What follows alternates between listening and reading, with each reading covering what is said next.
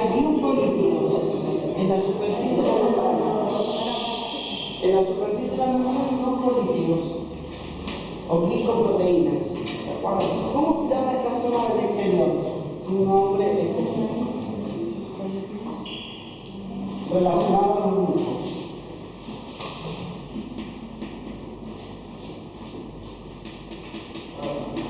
¿Lo vieron eso? El glucocal es relacionado a glúcidos que están en la membrana interna, que son los que tienen propiedades antigénicas. Entonces, los glóbulos rojos van a tener un rol importante. Ya se sabe bien cuál es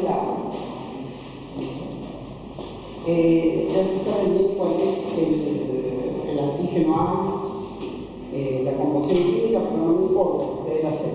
Pero supónganse, este es el A, el B lo vamos a hacer una rayita, y el 0 no tiene nada. El grupo 0 no tiene ninguna. Y el RH, bueno, tiene otra forma. El RH positivo, el que tiene un antígeno, son azúcares. Azúcares que están en la membrana de los glóbulos rojos. ¿Los antígenos son azúcares? No, el glucocal. Volvamos para... Perdón. Antígeno es cualquier cosa extraña capaz de generar un anticuerpo. Una bacteria, un antígeno, un virus, un antígeno, una proteína mía, un antígeno para vos.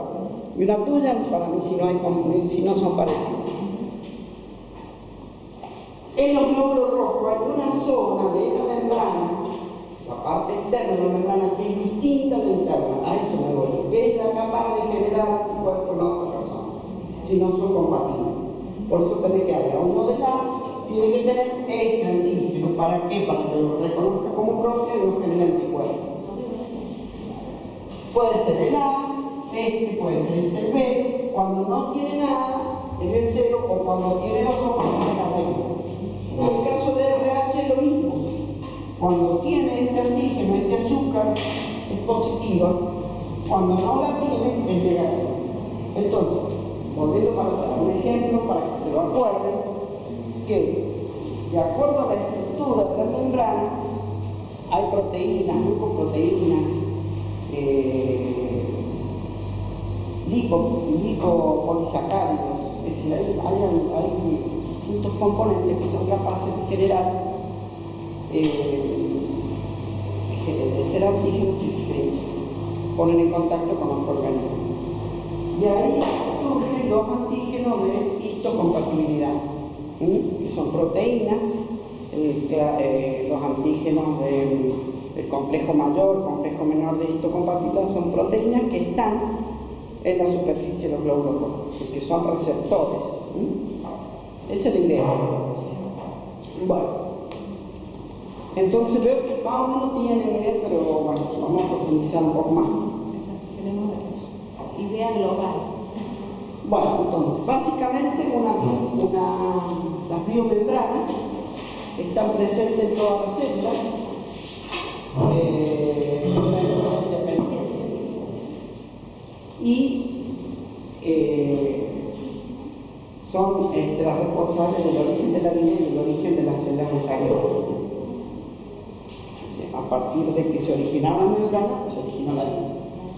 Bueno, ¿qué funciones básicas tienen? Ustedes me han dicho algunas.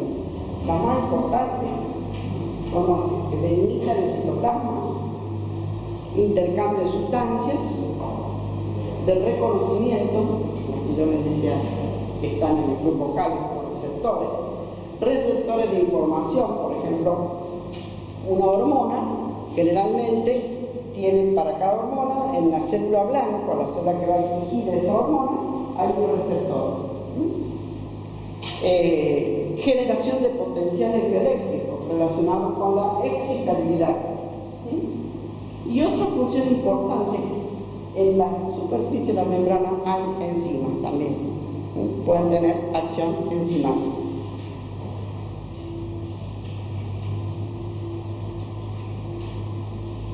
Bueno, si nosotros vemos al microscopio electrónico, fíjense que ahí serían 75 nanómetros, o 7,5 nanómetros, o 75 angstrom, mide digamos, el grueso de una membrana.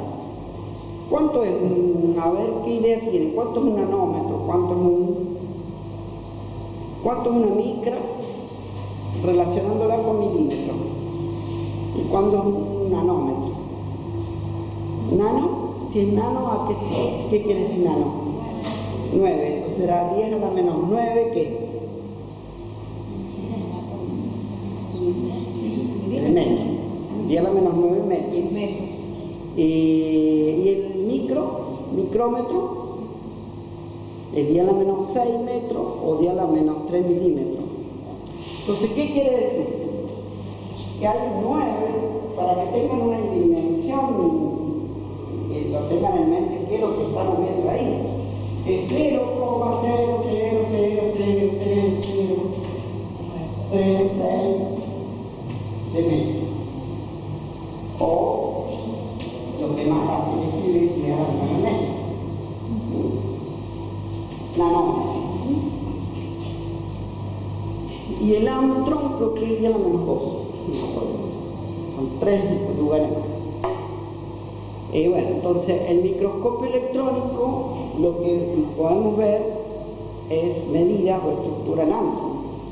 Fíjense entonces ahí, eso está en una imagen de una membrana plasmática donde se puede observar la bicapa lipídica y donde hay un espacio de 7,5 nanómetros o 75 angstrom. Bueno, y acá también se puede ver por microscopio electrónico, también diferenciar lo que es la capa, la cara exoplasmática de la cara endoplasmática. Bueno, si nosotros por criofractura es congelando una membrana. ¿Se acuerdan que ayer las obteníamos? Que obteníamos las distintas organelas centrifugando o haciendo una centrifugación diferencial.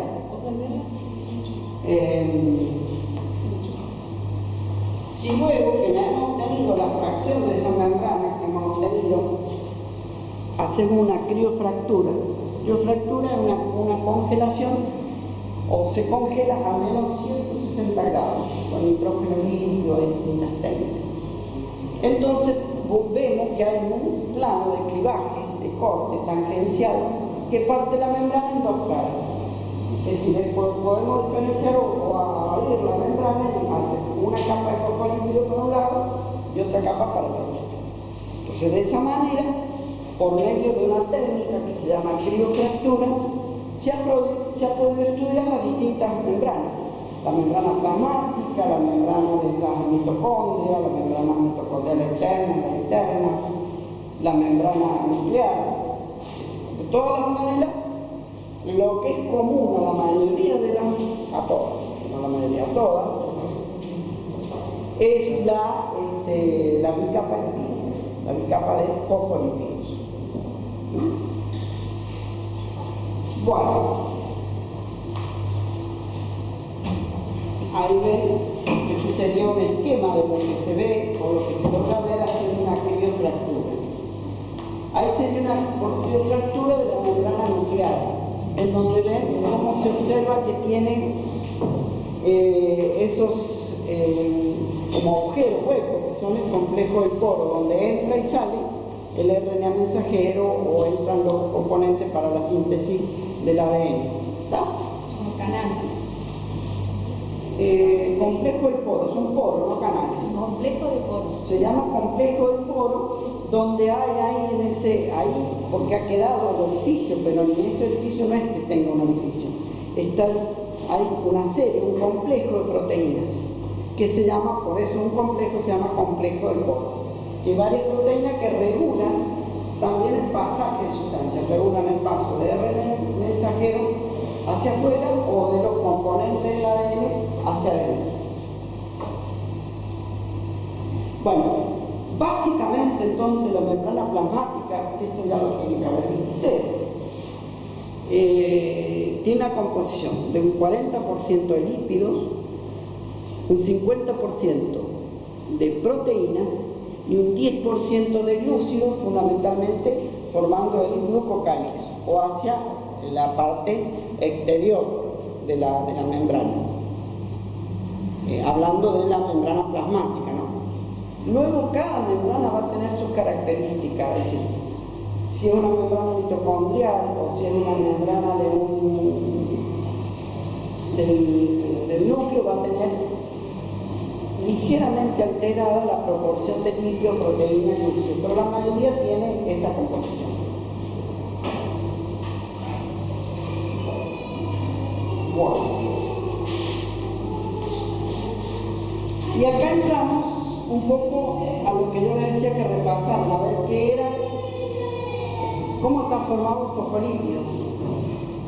Lo más o menos lo vimos el otro día, ¿ven? Los fosfolípidos determinan la estructura básica de la membrana. Si yo tengo que nombrar la estructura de la membrana, vamos a decir que tiene lípidos, proteína y glúcido. Pero el más importante de todo va a ser fosfolípido, luego colesterol, finalmente glucolípido. ¿Cómo es la estructura de un fosfolípido?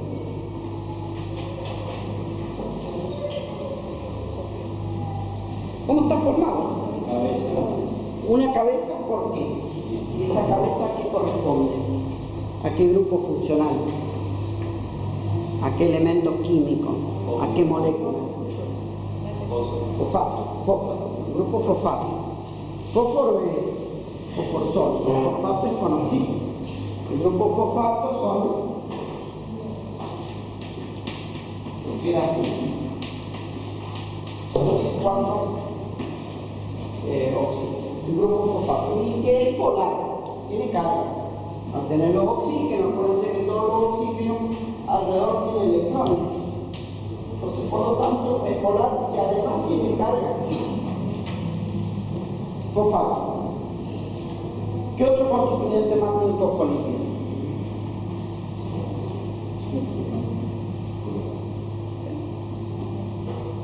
Las dos colas, ¿qué son?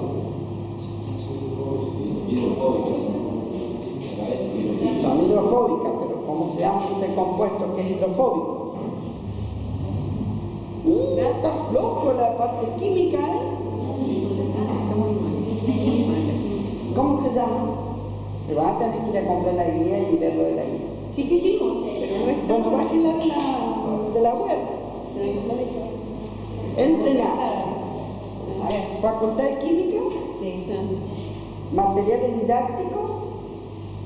Váyanse a Introducción a la Biología y pongan guía de nutrición. Y ahí está el PDF de la guía. Lo bajan.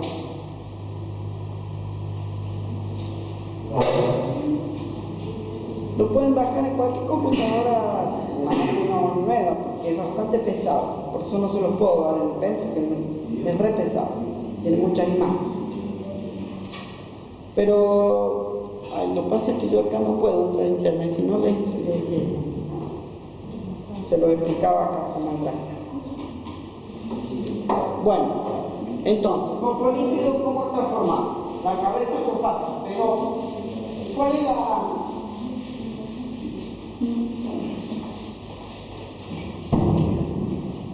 Hay una estructura así. Yo les voy a dar los esqueletos, por ahí no van a faltar hidrógeno, oxígeno, solo ven que tienen acá oxígeno, acá hidrógeno.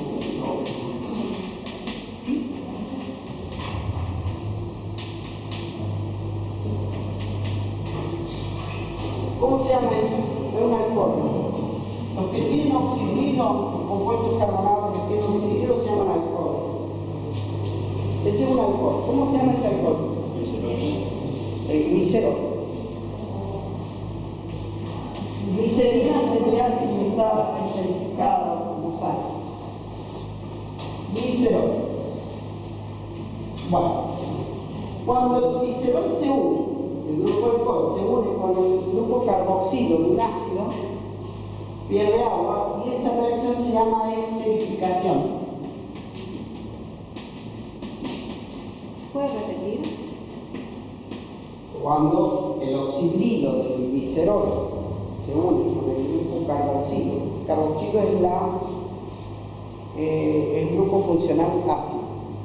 Cuando estudien el compuesto químico, primero vean qué grupo funciona: alcohol, ácido, carboxilo, todo eso. No me miré si es básico, esto es secundario, lo tiene que haber visto el que vio química orgánica, lo tiene que haber visto. Bueno, entonces el grupo oxidilo con el grupo carboxilo, que es el grupo ácido,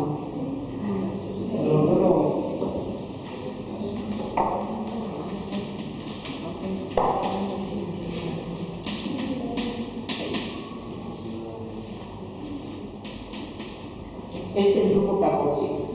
Y ese grupo, el grupo carboxilo es el grupo ácido. Se forma una molécula de agua y se une el glicerol al ácido graso.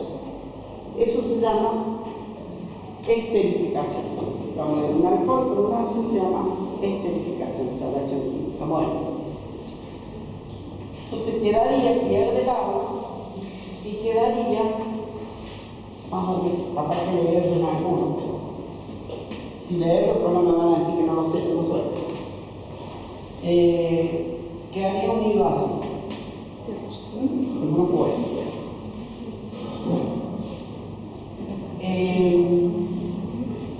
Entonces, el glicerol tiene otro grupo esterificado. ¿Cómo se llaman estos? Lo que vos decías, que son las colas. No todo carbón, hidrógeno no tiene carga. Si no tienen carga son apolares.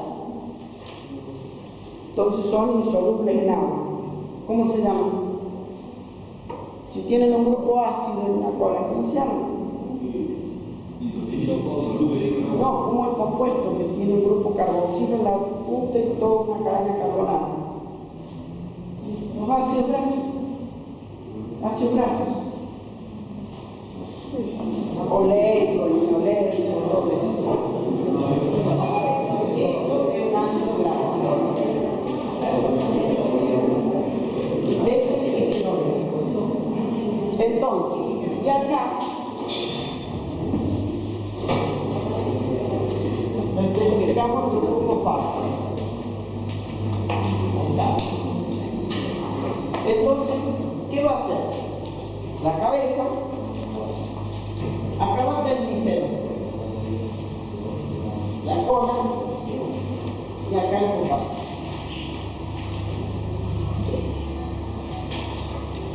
El grupo fosfato es el que tiene la carga, la cabeza.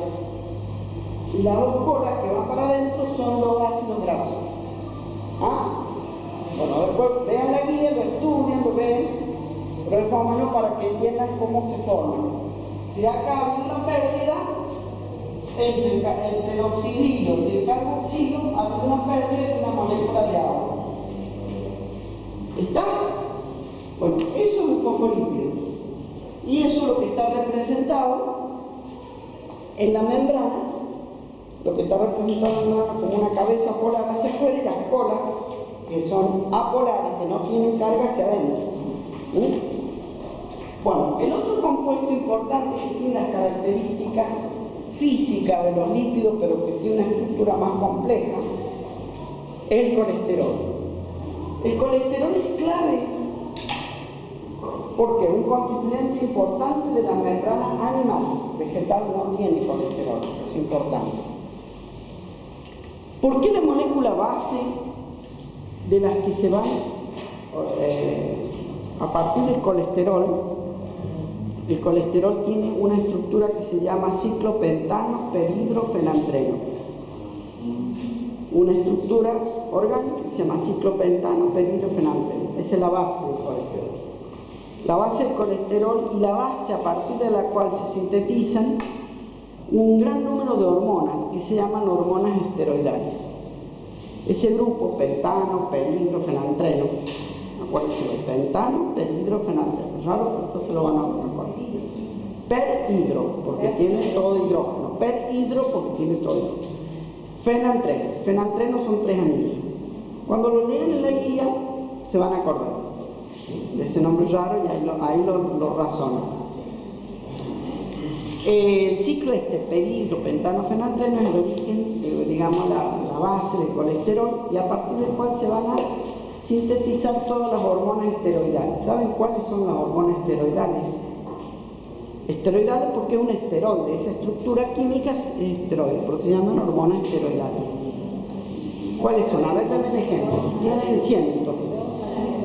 Aldosterona, testosterona, estrógeno, progesterona, todas las hormonas sexuales. Las hormonas que regulan el equilibrio hidrosalino, es decir, la que absorbe agua o absorbe sodio, como es la aldosterona. Los glucocorticoides que actúan en los procesos de inflamación. El cortisol. El cortisol es parte de los corticosteroides. Bueno, y un montonazo, todas las hormonas que tienen estructura ciclo pentano-peridrofenantreno se llaman esteroidales. Bueno, entonces, como ven, el colesterol es muy importante, no tiene que estar ni en defecto ni en exceso, tiene que estar en su justa medida, como todos los componentes que existen en una... como todos los componentes del organismo, tienen que estar dentro de determinados rangos. Eso está regulado por la propiedad que veíamos que se llama homeostasis, la capacidad que tienen los seres vivos de regular determinados factores dentro de un rango estable.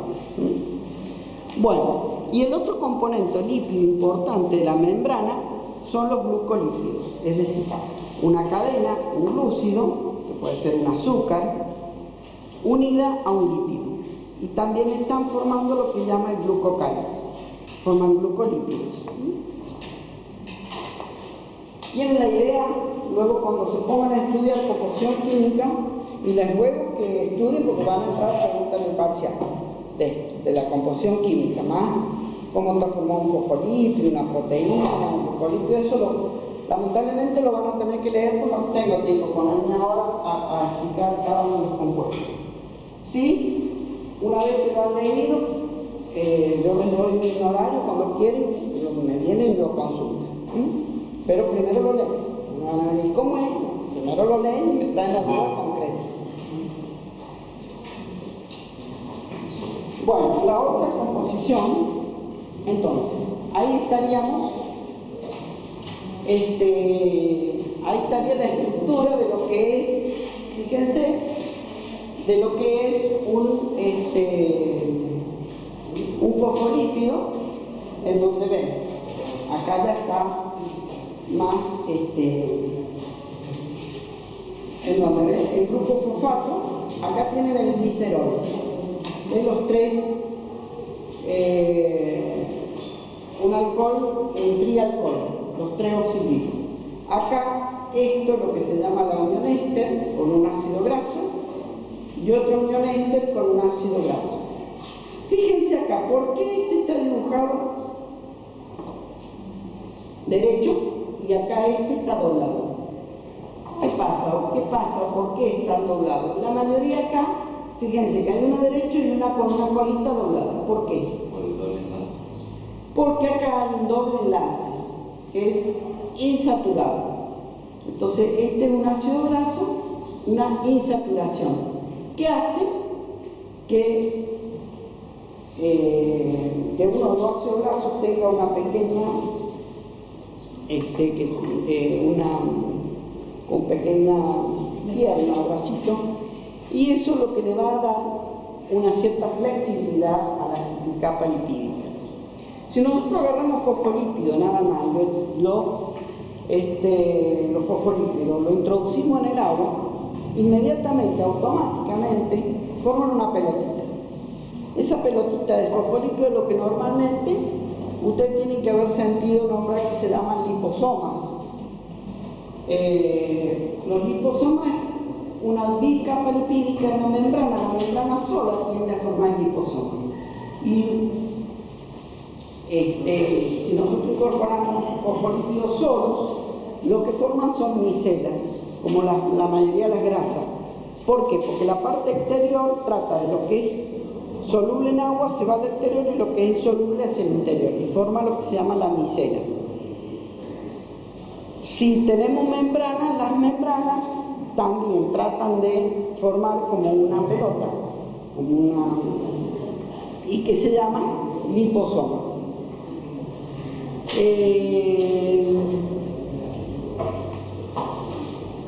Entonces acá estaría representado lo que es una bicapa lipídica. Pero entonces solo los ácidos grasos son apolares. ¿Cómo? Los ácidos grasos son apolares. Los ácidos grasos, claro, no tienen carga, son apolares. Ahora, ¿qué diferencia, por ejemplo, entre una grasa y un aceite? Los aceites, ustedes vieron que todo dice que no hay que comer grasa, que la grasa hace mal. Bueno, los aceites, sobre todo los de origen vegetal, como el oleico, linoleico, tienen a lo largo de esta cadena insaturaciones, doble enlace. ¿Qué quiere decir eso doble enlace? Que le falta un hidrógeno, entonces se forma un enlace covalente. No sé, ¿ustedes vieron química? No han tenido química. Enlaces covalentes, iónicos, uniones Van der Waals, ¿no han visto? Bueno, los enlaces, el hidrógeno tiene capacidad de un carbono con otro, el carbono, perdón, con otro tiene la capacidad de formar uniones covalentes. Cuando esas uniones, por ejemplo, carbono, tiene capacidad de formar carga 4, se unen 4 hidrógenos. Ahí estaría todo saturado. Si este carbono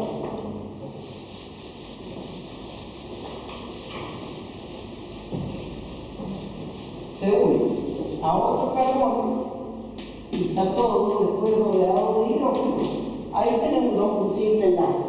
Ahora, si yo le saco un hidrógeno acá y un hidrógeno acá, me forma lo que se llama un doble enlace. Y esto es una insaturación. ¿Por qué? Porque no está saturado por hidrógeno. ¿Está? Entonces, los ácidos grasos que tienen muchos de estos dobles enlaces, como son los vegetales, son los ácidos grasos insaturados. ¿Qué diferencia tienen? Que son solubles a temperatura ambiente, son líquidos. El aceite es líquido. En cambio, a temperatura ambiente, una grasa, que es un ácido graso saturado, es sólido.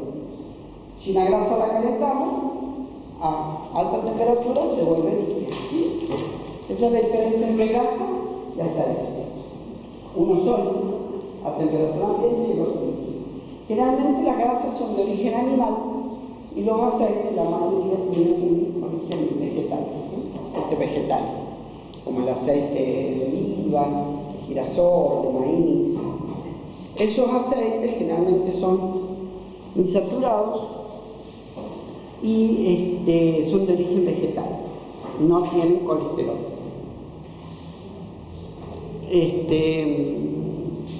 Normalmente los aceites ¿vieron cuando freímos las papas fritas, hacemos papas fritas? Se van hidrogenando, se van saturando. Por eso dicen que no hay que usarlo muchas veces el aceite para refreír, porque al final terminamos como si estuviéramos friendo en grasa, ¿sí? Porque vamos hidrogenando, se van los aceites que eran insaturados se van volviendo saturados. Es cuando se van quemando, que decimos también está quemado, o lo tienen, a veces hemos comprado papas en algún lugar donde lo han rehusado, se nota el gusto ya por rancio. Se debe a la saturación y a la oxigenación también de los aceites. Bueno, y finalmente, entonces, bueno, ahí está el esquemita donde tenemos una cabeza polar, una cabeza, las colas de ácido graso y después otras sustancias que pueden ser lisina u otras que también están conjugadas acá al grupo fosfato. Pero eso depende de cada especie.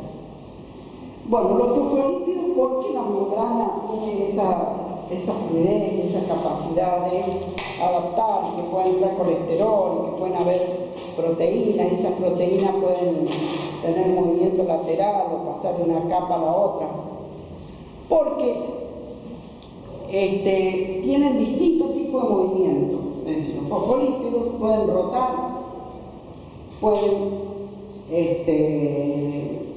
flexionar, pueden tener una difusión lateral, ir de un lado para otro, o pueden migrar de un lado de una capa a la otra. Es decir, tienen distintos movimientos en esas capas lipídicas. ¿Qué es lo que les estoy queriendo decir con esto? Que es una capa dinámica, que no es algo fijo, algo no, es totalmente dinámico. Y ese dinamismo es lo que le va a permitir que ingrese sustancias, que salgan sustancias. Otra cosa, fíjense que la carga de la pared está relacionada al grupo fosfolípido. Normalmente la membrana celular, la parte exterior es positiva y la parte interior negativa. Está relacionada con las cabezas polares, la carga. Bueno, entonces vamos a ver todos estos movimientos que saben tener los fosfolípidos dentro de la membrana. Por ejemplo, de rotación. Es como si girara la molécula en torno de su eje, rota, así. ¿Sí? Y es muy frecuente y es responsable en parte de los otros movimientos de rotación. El de flexión son los movimientos producidos por las colas hidrofóbicas de los fosfolípidos. El movimiento que tienen las colas para un lado para otro se llama flexión.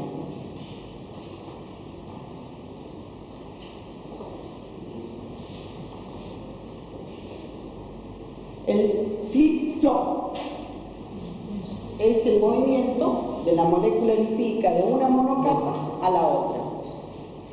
Para que pase de una capa a la otra hay enzimas que se llaman flipasas.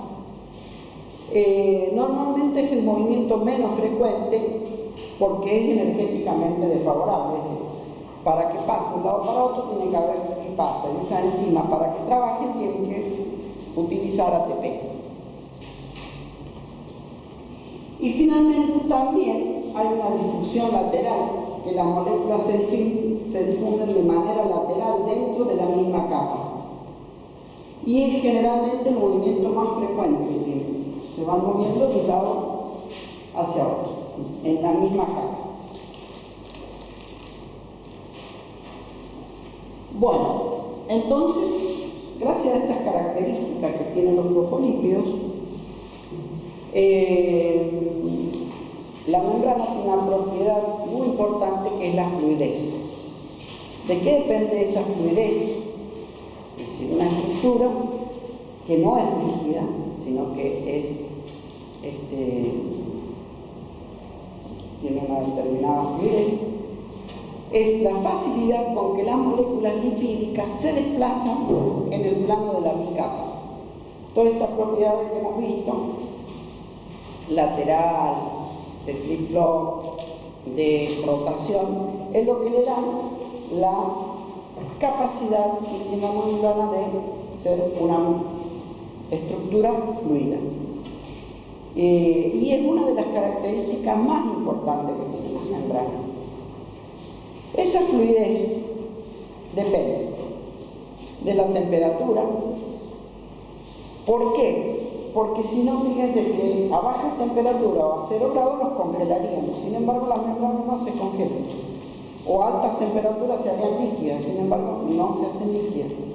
Y tienen la capacidad de adaptarse a determinadas variaciones del ambiente.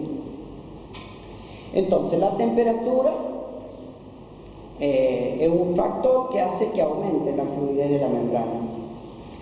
La naturaleza de los lípidos, la presencia de lípidos insaturados, grasas, de cadenas cortas, favorecen el aumento de la fluidez. Los insaturados favorecen el aumento. Los saturados, ¿por qué? ¿Se acuerdan que tenían como un bracito? Al tener la doble ligadura hace que, en vez de ser recto, tenga un bracito. Eso favorece la fluidez porque separa una molécula de la otra. Y la otra molécula importante que participa en la regulación de la fluidez que aumenta o disminuye la fluidez es el colesterol. El colesterol también es muy importante para mantener esa fluidez de la membrana. Entonces, temperatura, lípido insaturado y colesterol actúan o regulan la fluidez de la membrana. Esa es una pregunta de examen. ¿Por qué está regulada la fluidez de la membrana?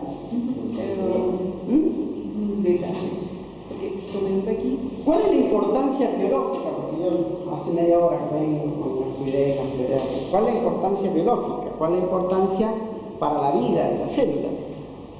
Que debido a esta fluidez se produce el transporte a través de las membranas, el cual se detiene si aumenta la viscosidad.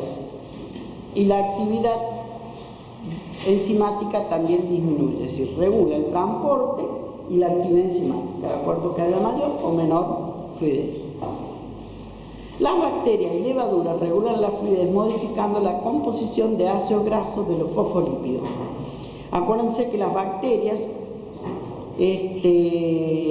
no tenían colesterol, las levaduras tampoco, entonces por eso regulan la composición de los ácidos, la fluidez mediante la composición de los fosfolípidos. En cambio, las eucariotas animales regulan la fluidez con la presencia de colesterol. Ese es otro dato importante. ¿Y qué pasa en las vegetales? Porque solo las animales tienen Y colesterol. fíjate que la vegetal es rígida, mucho más rígida que el animal. Tiene una estructura bien. Por eso no quiere decir que no tenga movimiento, pero lo tiene en mucho menor medida que un animal. Y eso es debido a todas estas cosas, a la mayor fluidez que tiene un animal. ¿Por qué la actividad enzimática disminuye la fluidez? Porque no le permite, pues fíjate que la enzima adquiere distintas conformaciones. Si la membrana está más rígida, le cuesta más trabajo conformacionalmente a esa enzima. Lo mismo que la viscosidad. La viscosidad favorece, digamos, que las distintas proteínas puedan adquirir distintas formas, distintas conformaciones en el espacio. Esa conformación va a hacer que el sitio activo, suponete si viene una hormona y se una. Si esa enzima tiene más libertad de acción, se va a unir más fácil que cuando es más rígida, cuando tiene menos libertad. Bueno, y acá está la molécula de colesterol. ¿Se acuerdan que yo les hablaba de esto? Este es el ciclopentano, peligro porque no tiene ningún hidrógeno, porque está totalmente al revés, porque está todo con hidrógeno, péptido. Y este doble circulito es el fenantreno. Todas las estructuras que tienen este anillo, miren, este acá, a todo esto se llaman esteroides. Y los esteroides son la base del colesterol y de todas las hormonas esteroidales. Este grupo que forman los esteroides es el grupo pentano, peridro, fenantreno. Es que no es tan difícil. Esos dos anillitos se llaman fenantreno, si ustedes van a química orgánica. Pentano porque tiene 5. Y este peridro, el fenantreno es este y ese. El fenantreno es la unión de los tres anillos. Esos tres anillos, esos tres se llaman fenantreno. Entonces, es el pentano, peridro porque tiene todo hidrógeno, está totalmente saturado, no tiene los ligadores, y fenantreno. Y allá tiene un grupo oxidrilo que es lo que le da también la cabeza polar.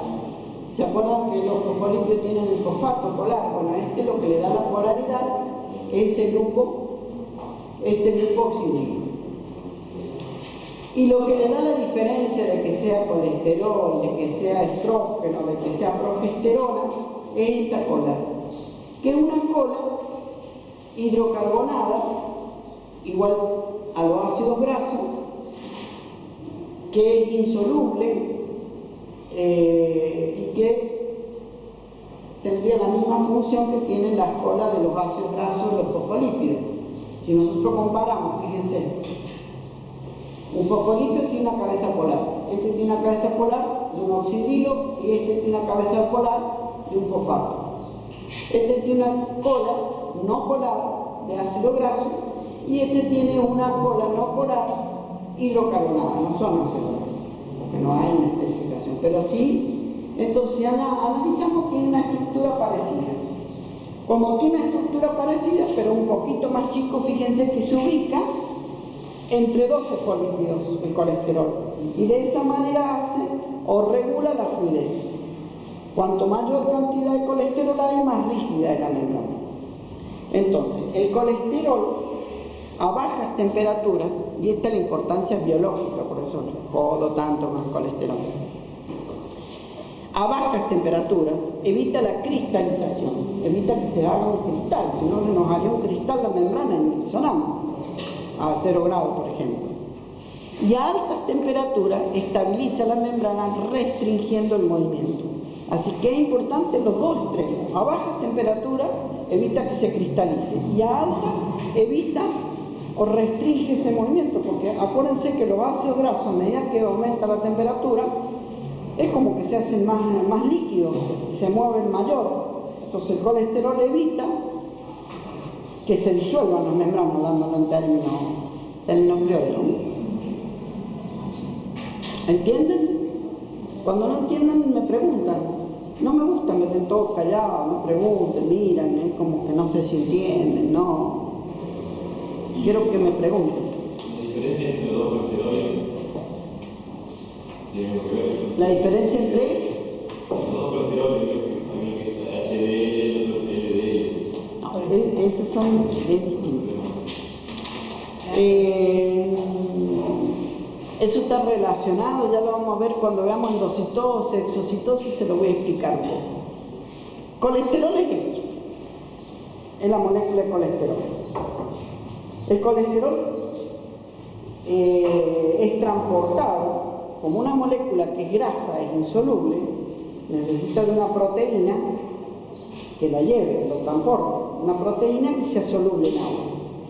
Entonces hay lipoproteínas.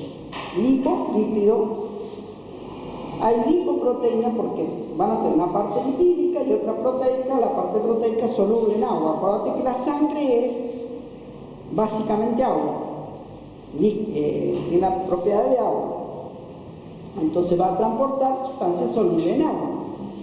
Imposible transportar el colesterol, que es una grasa. Entonces necesita de esas lipoproteínas para ser transportadas.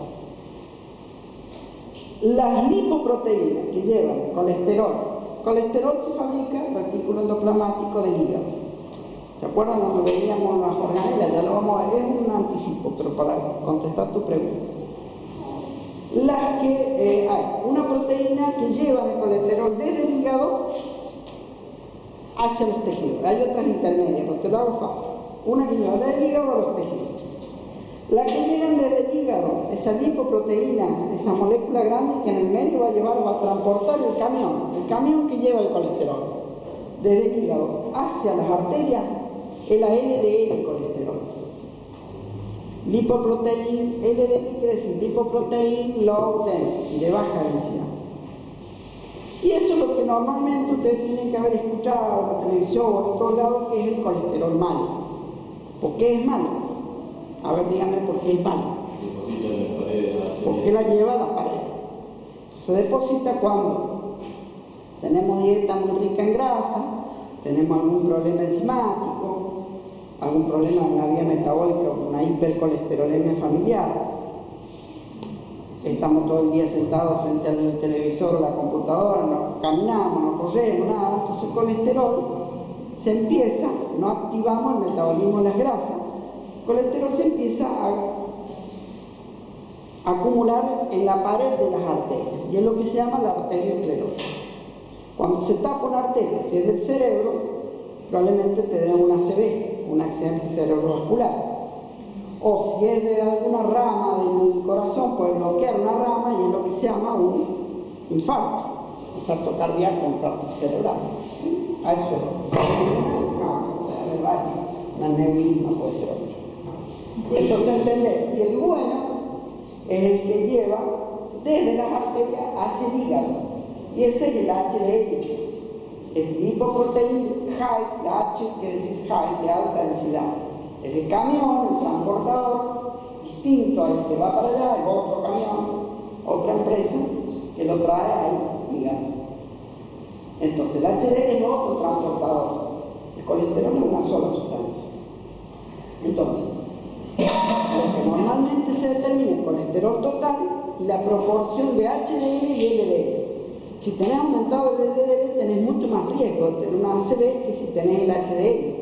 Que el HDL sería el factor protector, el que te está trayendo la lipoproteína que te trae el colesterol al hígado para metabolizar. ¿Entendés? Normalmente el LDL es la mitad del colesterol total y el HDL es un 20%.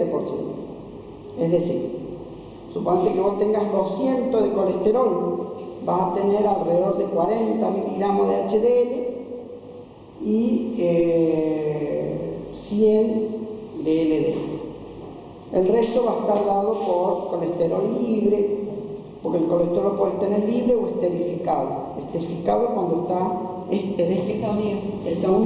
Cuando yo hablo de esterificado es esa unión del carboxilo, del ácido graso o del colesterol con un alcohol. El esterificado es el que va a estar con estas proteínas transportadoras.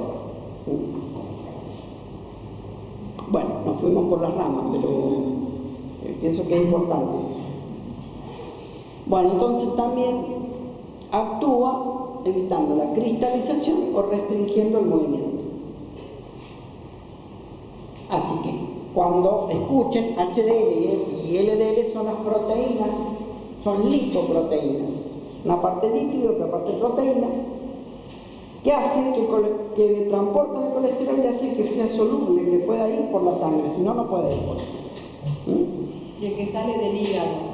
Y el que sale del hígado va a ir al retículo endoplasmático, va a ir a las glándulas para poder fabricar las hormonas esteroidales. La diferencia de las hormonas esteroidales, si ustedes van y buscan la estructura química de un estrógeno, de una progesterona, va a estar en este grupo acá, sobre todo acá al final. Unos van a tener un carboxilo, otros van a tener un grupo metil, otros van a tener un metano, una estructura química, pero van a ver que todas son muy parecidas y van cambiando 4 o 5 átomos nada más. No, las moléculas. Esos átomos se van a unir por esa diferencia a distintos receptores, a distintos órganos blancos. Los receptores son los que reciben. Estas moléculas son las efectoras, son los mediadores químicos. Las hormonas son mediadores químicos, son las que van a llevar el mensaje. ¿Dónde se fabrican las hormonas? Las glándulas. La diferencia, cuando ustedes vean, por ejemplo, analicen la diferencia que hay, cuando agarren un disco vayan y busquen. La diferencia que hay entre un estrógeno y una testosterona, van a ver que son re parecidas. Sin embargo, la acción que tiene una y otra nada que ver. Si una mujer toma testosterona, empieza a aparecer el pelo, y si un hombre toma estrógeno, se vuelve medio... empiezan a crecer los pechos y cosa que ahora es bastante común, se ve bastante. Sí. Profesor, entonces el colesterol cuando disminuye la temperatura evita la cristalización. Exactamente, porque ¿qué pasa? Si a 0 grados se congelan los líquidos, entonces el colesterol hace que no se congele. Y a alta temperatura se volvería líquido agua, se nos disolvería las membranas, o sea, hace que no pase eso. En eso consiste la regulación de la fluidez. ¿No ayuda ¿Entienden? para el movimiento? ¿Cómo? ¿Para el movimiento no ayuda el colesterol? Sí. Evita, en uno lo hace más rígido y en otro lo hace más flexible. Cuando va disminuyendo la temperatura hace que sea más flexible. Cuando va aumentando lo hace más rígido. Entonces regula la fluidez. ¿Está? Bueno, ahí tienen, volviendo de nuevo, ya Perdón. Sí.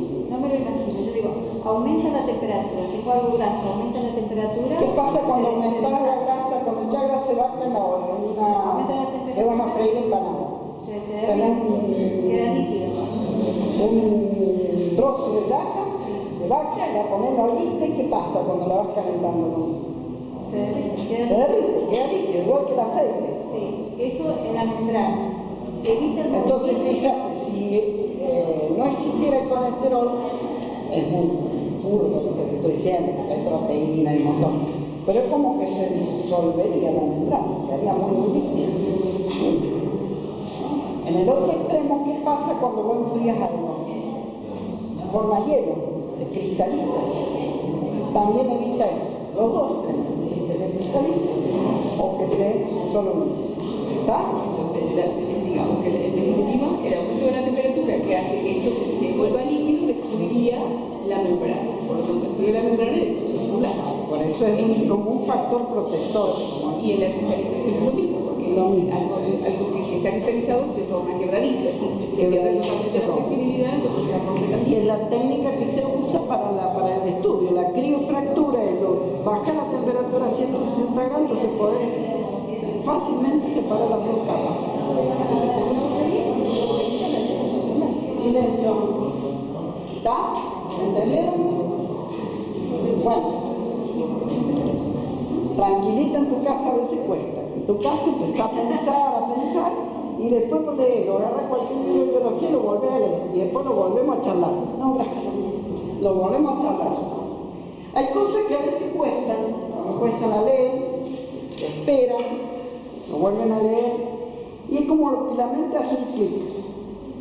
Lo que les parecía que era inentendible de golpe, como que les cae la ficha.